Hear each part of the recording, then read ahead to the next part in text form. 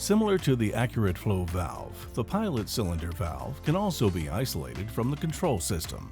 This greatly facilitates the maintenance and repair of the pilot valve, making it safer. A defective pressure gauge can be quickly replaced, and the tightness can be immediately checked, similar to the AccurateFlow valve.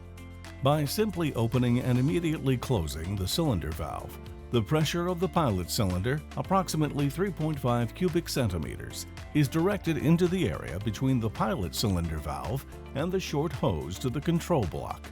If there is a leak, a pressure loss will be indicated on the pressure gauge within a short time.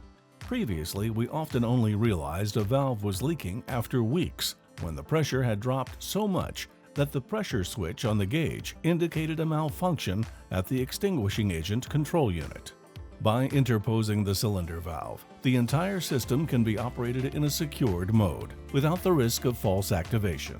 This advantage has also proven extremely useful during subsequent maintenance.